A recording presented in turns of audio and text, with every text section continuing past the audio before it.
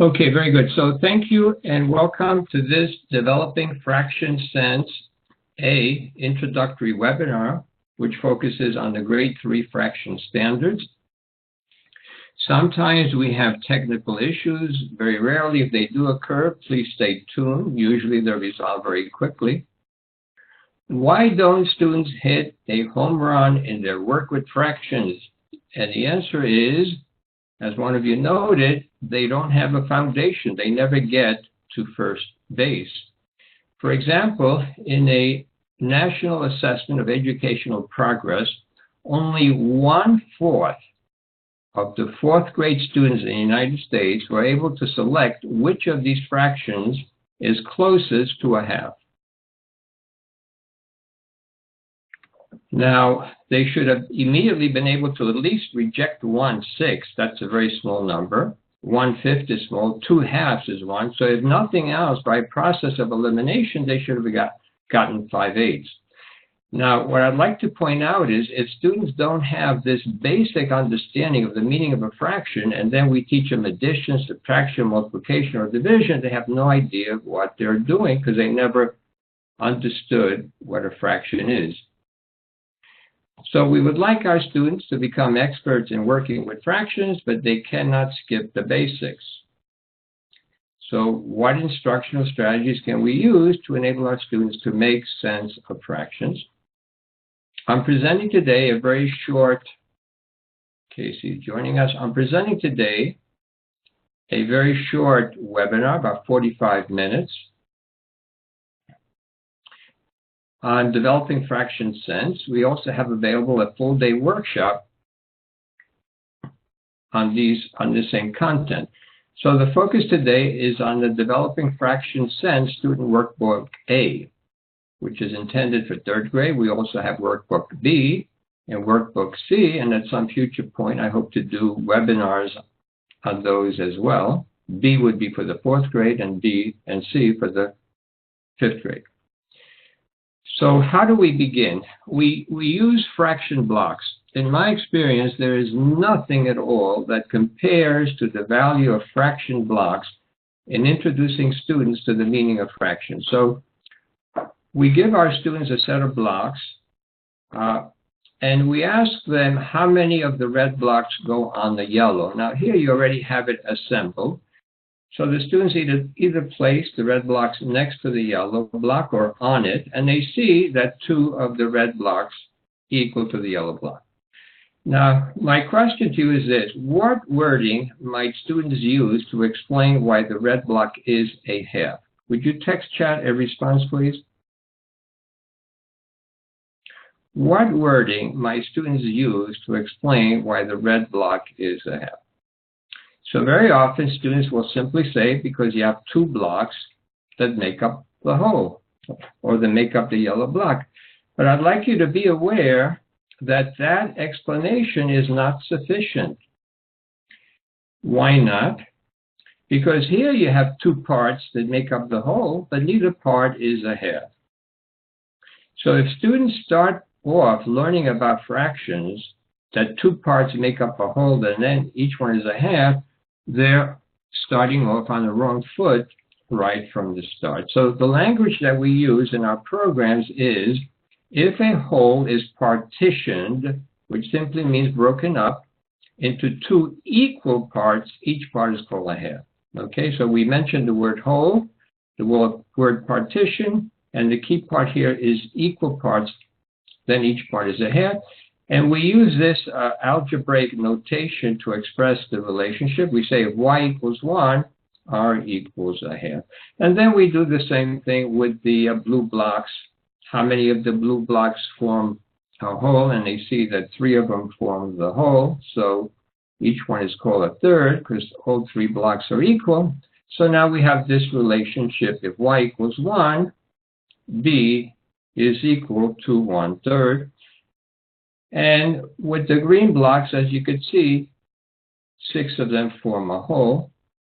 So the students learn these relationships very quickly. I've never had a student who in 1 or 2 minutes didn't associate the values to the red, blue, and green block based on the yellow block. Okay, so the red block here is going to be a half, the blue is a third, and the green is going to be a sixth. So one of the key concepts in working with fractions is understanding what a unit fraction is.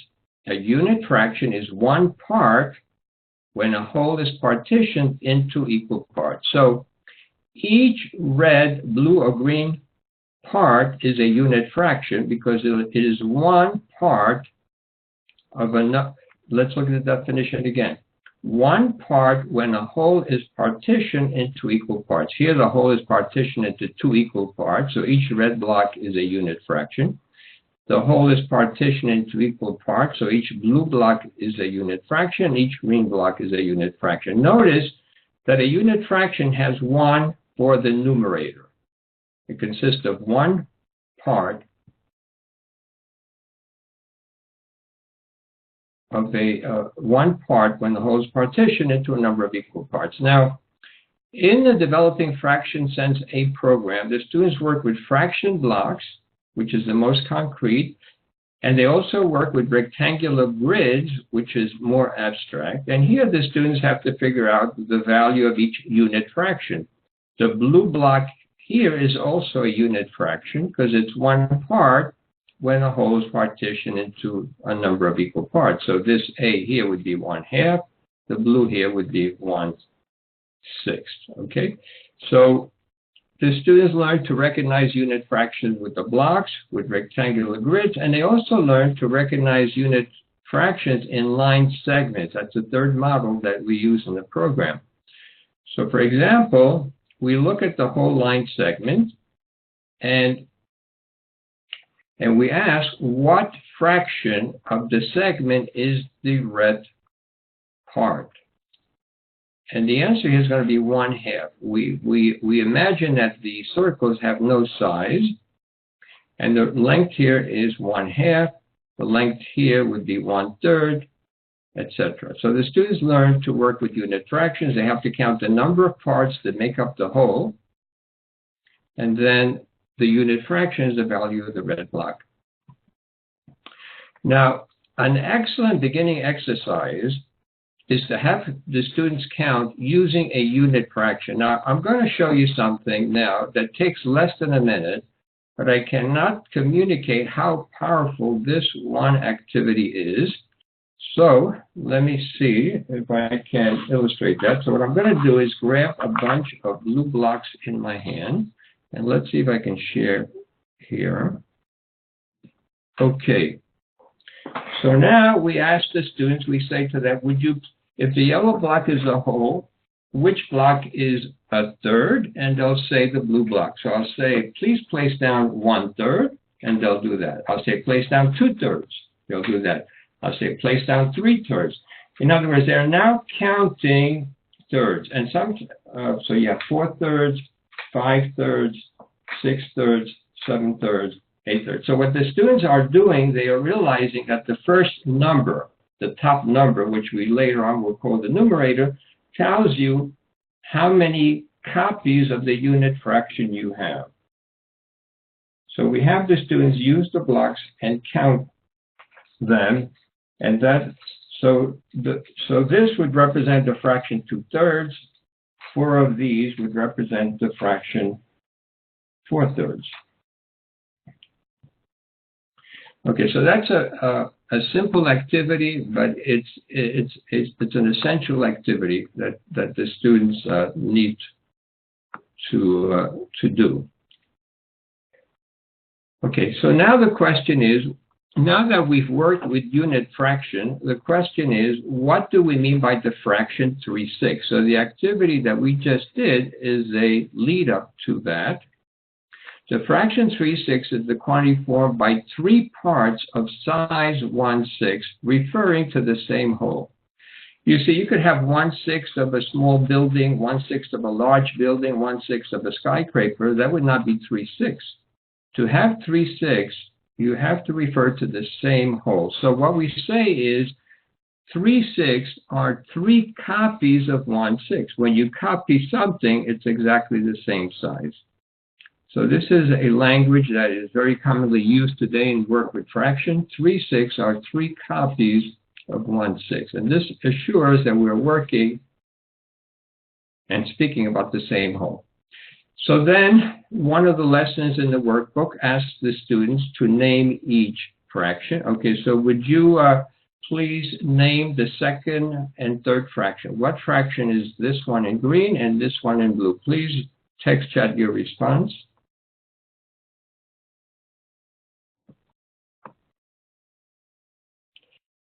What is the name of the fraction in green? Okay, the fraction in green and the fraction in blue. Okay, so the green is going to be 5/6. How about the one in blue? What is the fraction in blue? The fraction in blue is going to be 4/3. And notice that the students begin to see that 4/3 is more than a whole. Okay, very good.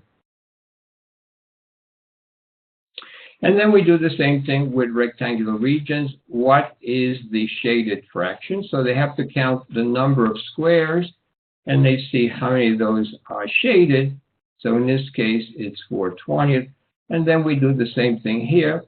What fraction of the whole length is the red portion? So they have to count how many unit segments there are altogether. So this one would be 3/5, and this one would be 4/5. So let me ask you this.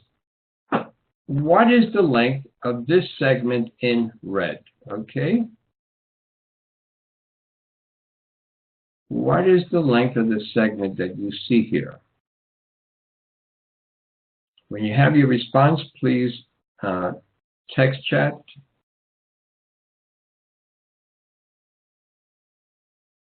Okay, so we're beginning to get some answers. So the way we answer this question is, in order to find out the length of the segment, what we need to do is, now I'm skipping a couple of the lessons of the program, okay? So what we need to do is look at the unit segment from 0 to 1. So the whole is from 0 to 1, and we see that the whole is partitioned into 4 equal parts, 1, 2, 3, 4. Therefore, each red segment is going to be 1/4. Okay? Please text chat, okay, if you're with me. Each of these small segments is 1/4. Does that make sense to everybody? Therefore, in order to figure out this length here, we have 1, 2, 3, 4. So the answer to this problem is going to be 5/4. Okay, so this length is 5/4. You could also say 1 1/4, but it's 5/4. All right. So as you can see, the fraction blocks are the most concrete, the rectangular grids are more abstract, and the linear measurement is the most difficult of all. It's the most abstract of all, and that's why it's presented third in the sequence of activity. Okay, on the number line below, we need to locate the points 4/5. Let's see, how do I get you involved here? Tell me when I get to 4/5. How are you going to tell me? Okay. Okay, so the way we're going to do that is this. This first point is 1/5 because you have 1, 2, 3, 4. You have 5 segments. So this is 1/5, 2/5, 3/5, 4/5. So this first point here is going to be 4/5. 5/5 will be here, and 9/5 will be there. Okay, so this is from the answer key that comes with the program.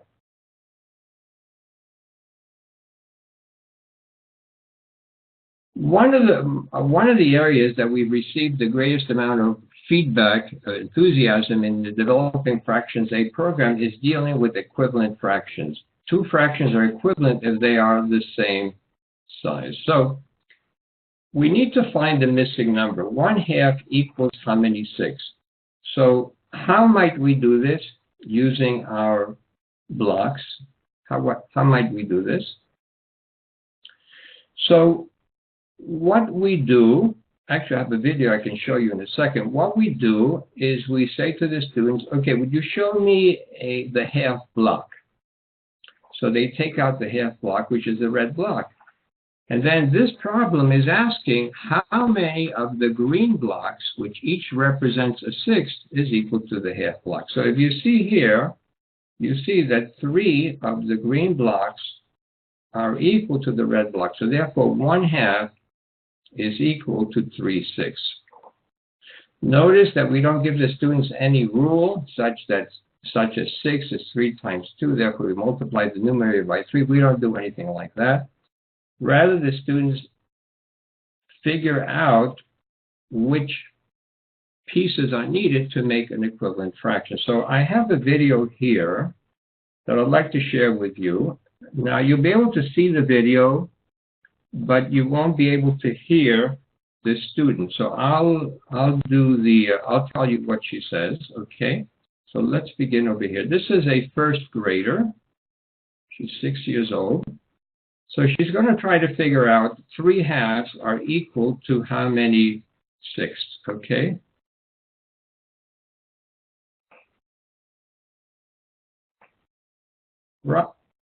Raffle, I'd like you to help me with this problem. 1/2 is equal to how many sixths? Do you know the answer to that? She says no. Show me 1/2 over here. Which block is 1/2? And which block is a sixth? We want to know 1/2 is equal to how many sixths? How many of the green blocks do you need to equal the red block? So she says 3 before she sets it down because she's already worked with these materials a little bit.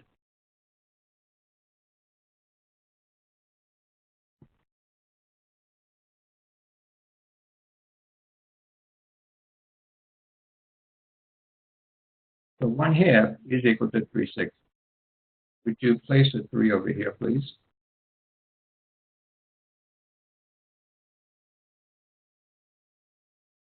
Let's move the blocks. Let's look at the next example. Remove the blocks, please. This time we have 3/2. We want to know how many sixths there are. Would you place 3/2 for me, please? How many sixths do you need to equal the 3/2? Now notice she's doing this mentally. She's calculating with her finger. She says 9. How do you know it's 9? Because she says we need 3 and another 3 and another 3 and another 3.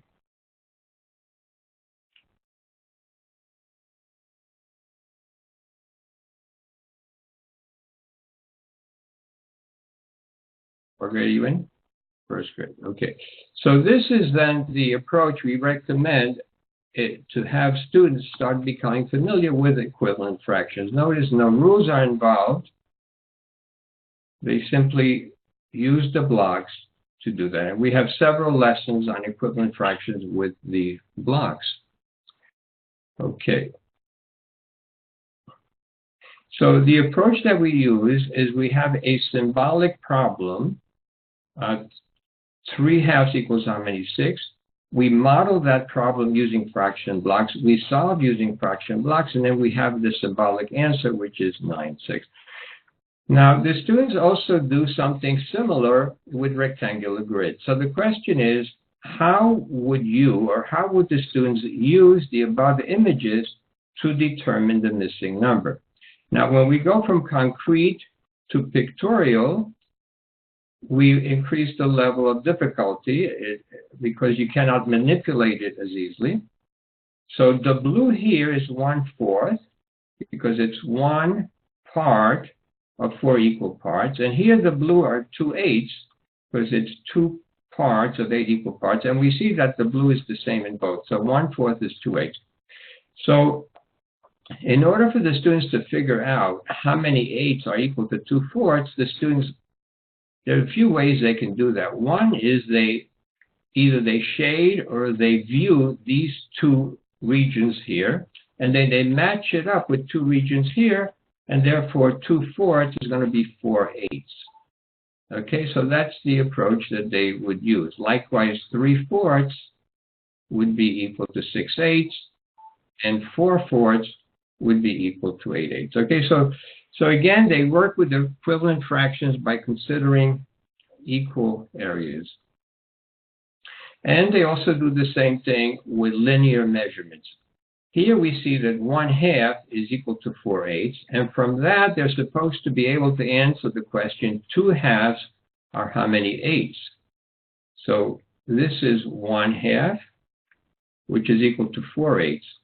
So 2/2 would be 1/2, 2/2 is going to be 4/8, and 4/8 would be 8/8, and 3/2 is going to be 12/8, because 3/2 will be 1, 2, 3, and that's going to be 4, 8, 12.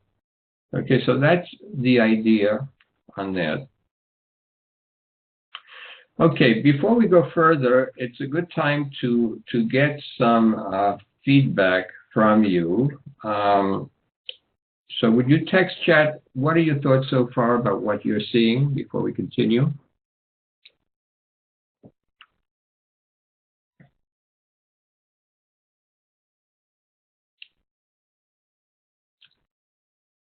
Okay, well, I'm waiting for your feedback. Let me see if I can give the microphone to some of you to speak. Jennifer, would you try speaking, please? Let's see if we can hear you. What are your thoughts?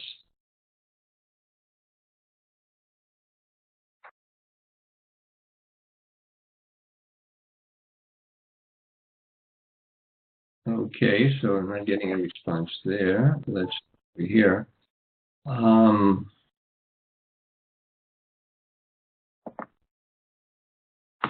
Robin, what are your thoughts about what we're doing here today? Try speaking.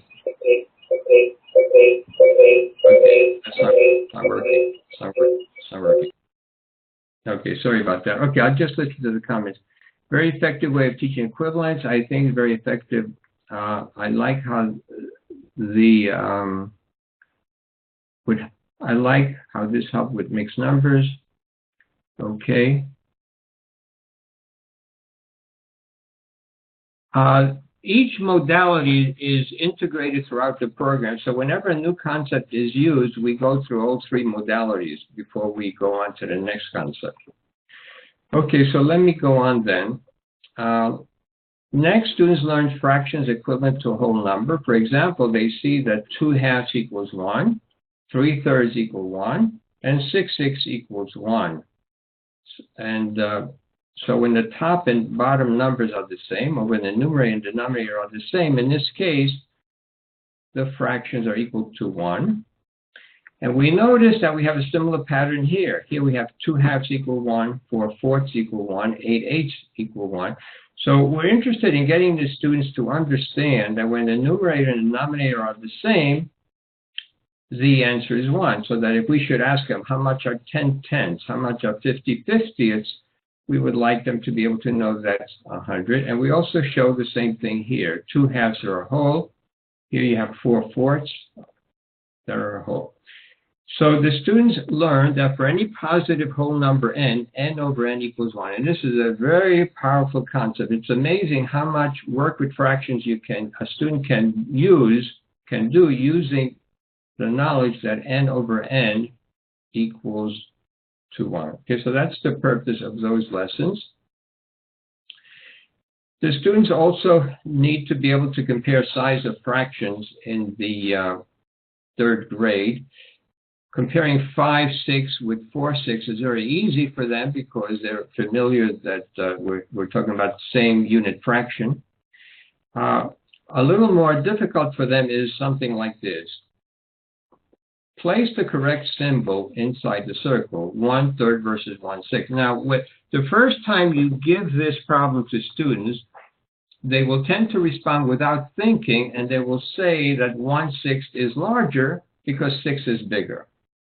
Okay, so they will give that answer, and they'll say that 1/3 is smaller than a 6 because they're doing it automatically without thinking. So you then ask them, okay, would you please show me 1/3 here and 1/6 here? Once they do that, they see that a third is bigger than a sixth. So with additional examples, we want the students in the third grade to be able to generalize and understand that when you're comparing two unit fractions, both of these fractions have a 1 in the numerator. They're unit fractions. The one with the larger denominator is smaller, or the one with the smaller denominator is larger. Okay, so that's something that students are expected to know in the third grade. Not through memorization, but through experience. Sometimes to deliver the point home, we ask them which is bigger, 1/3 or 100th. So sometimes they'll say 100th. So we'll say, supposing you have a cake that you like, would you rather have 1/100th of the cake or 1/3? So they quickly change their minds. So once we've considered two fractions that are unit fractions, we then want to consider two fractions with the same numerator. So notice that we have 2/3 versus 2/6. In later grades, in the fourth grade, we consider fractions that have different denominators and different numerators. But here in the third grade, the numerators are the same. And in order to answer this question, we proceed, since 1/3 is greater than 1/6, 2/3 will be greater than 2/6 because you're just doubling each part. 2/3 is greater than 2/6. So the same rule or principle will apply when you're working with fraction blocks. So it's not that students cannot have rules or principles to use, it's just that they have to develop them concretely or pictorially so they understand what they mean. So if two fractions have the same numerator, the one with the smaller denominator is larger. Now, the Developing Fraction Sense Workbook A has, first of all, it has 32 lessons, but some of those lessons are done in 5, 10, or 15 minutes. So you certainly, a teacher would be able to do some of those lessons, several of them at one time. There are 32 lessons and then 6 enrichment lessons. So let me go into those now. So in the first enrichment lesson, the students consider other blocks to be the whole. So for example, if the blue block is the whole, how much is the green block? Would you please text chat your response? Let's say the blue block is the whole. What's the value of the green block? Your response, please. Okay, so it's going to be 1/2. If B equals 1, G equals 1/2. Supposing R equals 1, what's 2G? This is a little more difficult. If R equals 1, what's 2G?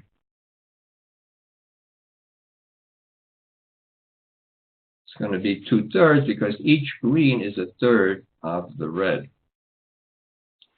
Okay, in enrichment lesson number 2, we need to find the sum of two fractions. So I'm going to do this for you. So we'll have to remember the problem. It's 1 2/3 plus 1 2/3. So let's see how we would do that. So here's 1 2/3. If you want to make a nicer design, you could do it that way. And here you have 1 2/3. And the question is, the reason this is an enrichment problem is that adding mixed fractions is not part of the third grade curriculum. But so it's an enrichment and we're doing it concretely. So what the students need to do now is we say to them, can you form any additional wholes? And the answer is yes. And so the answer is going to be 1, 2, 3 wholes and 1/3. Okay, so that's how they would do that. And that same enrichment lesson also has subtraction problems such as this one. So let's try that. We have 2 5/6.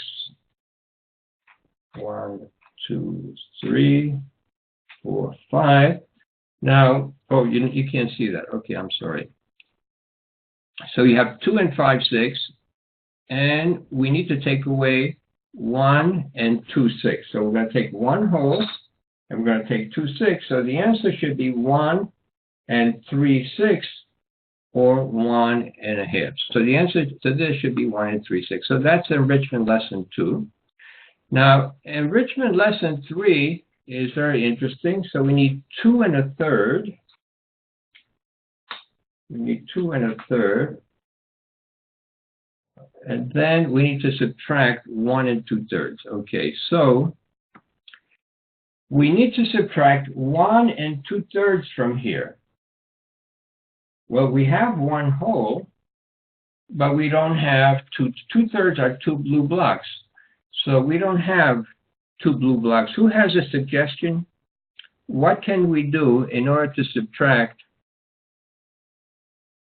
2/3 if we don't have it there? Suggestion? We need to subtract 1 yellow block and 2 blue blocks, but we only see 1 blue block. So what we're going to do is make an exchange or a rename. We're going to take the yellow block away. We're going to rename it by 3 6. And now we're in a position to take away 1 whole and 2/3. And so the answer to that problem is going to be, so the answer to this problem is going to be 2/3. So in enrichment lesson 3, the students need to do renaming in order to do the subtraction. In enrichment lesson 4, the students divide by unit fraction. We ask them, obviously this is not 3rd grade material, this is actually in the 4th grade standard. We ask, how many times does 1/6 go into 1/2? So how many times does 1/6 go into 1/2? So here's 1/2. And we need to figure out how many times 1/6 goes into it. So by this time, the students know that pretty much mentally. The answer is going to be 3. So 1/2 divided by a 6th is going to be 3. In other words, 1/6 goes into a half 3 times. So 1/2 divided by 6 will be 3, and they have similar problems. You can also do a 1 1/2 divided by a 6th. So let's try doing that.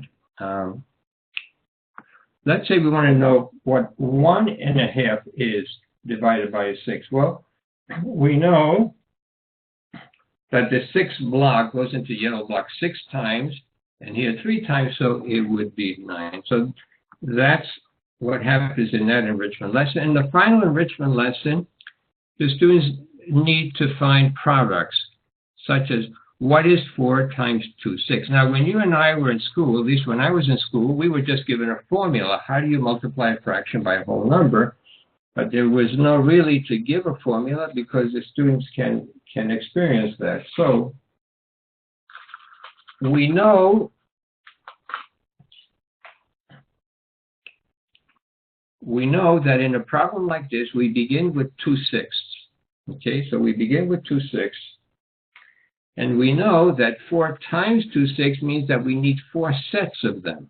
So we have 2 6, 2 times, 2 6 3 times, and 2 6 4 times. So the answer will be 8 6. So that then is what takes place in that enrichment lesson. Okay. Now what I want to do is show you. Let's see if I can show you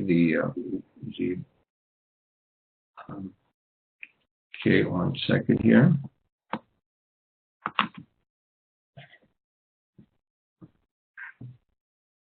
Let me make this smaller if I can.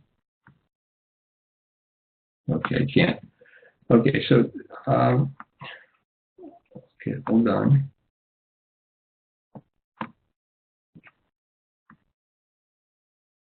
So these are all. These are pages from the workbook.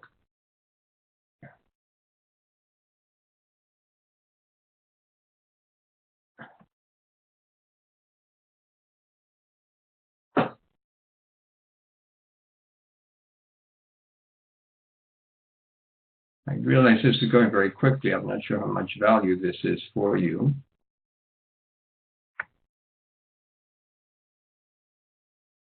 I'll jump to the end where we have the enrichment lessons.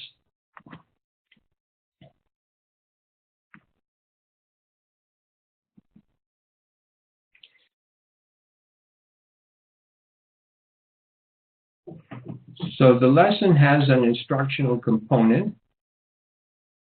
and then has exercises for the students to carry out the instructional component of the lesson.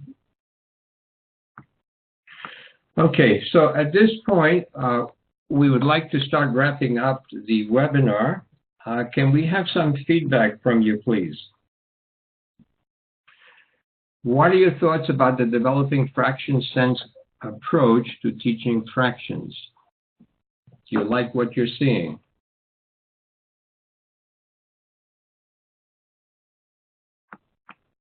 Let me see if I can get someone who can speak.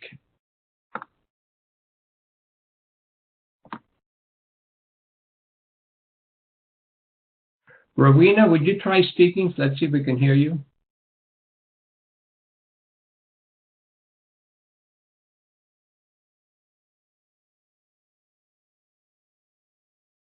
Okay. If any of you would like to speak, text chat and I'll try to find your name. Okay. If you'd like to speak, let me know. I'd like to speak. If you like the line segments. Okay, let's get some more feedback if we can. And I'd like somebody who would like to say a few words.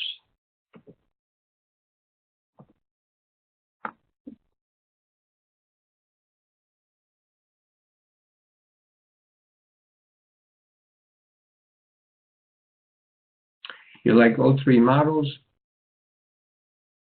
You appreciate showing how this works? Do you see how this approach would provide students with some understanding of what fractions is all about? So that then when they work with them, they're not just following rules, but they're conscious of what they're doing?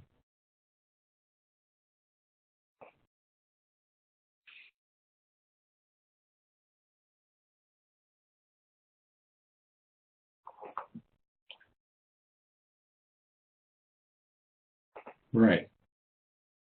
Okay, very good. All right, so what I'm going to do now is okay,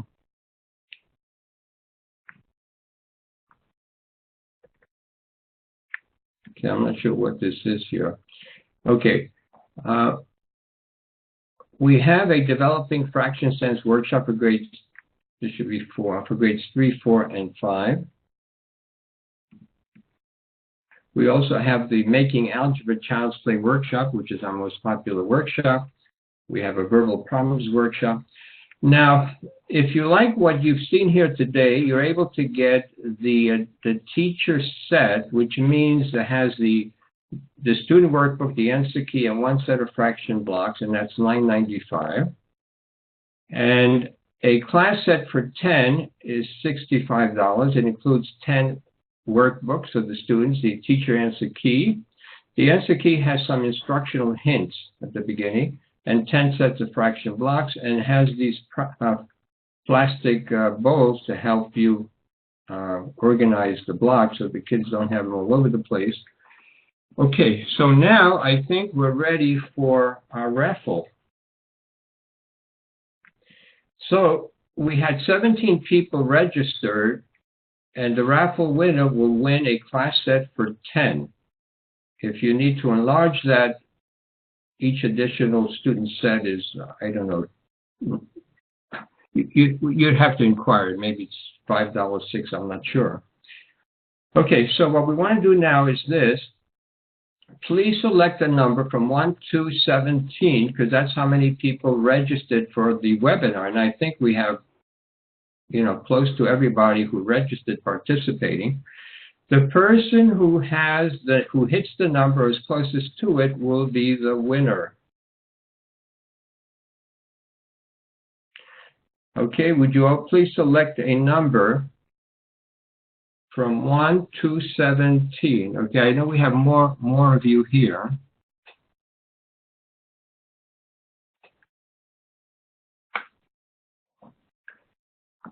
So far I have 3, 4, 1, 2, 3, 4, 1, 2, 3, 4, 5. We have 7 people.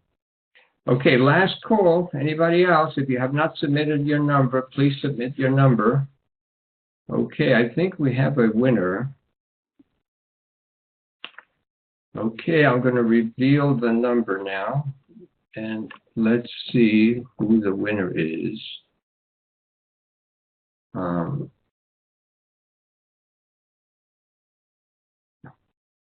The winning number is 4, and it looks like Rowena is the winner.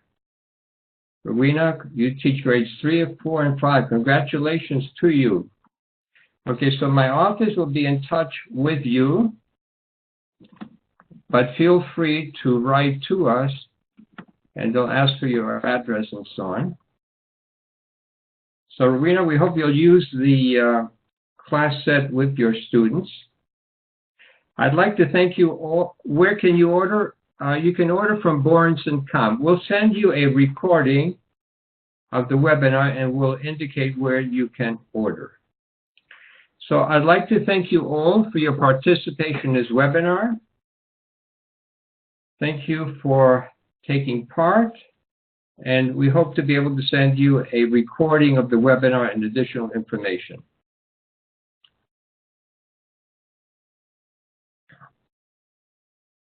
Okay, so thank you, and unless there's a question, I'm going to be logging off. Okay, thank you very much.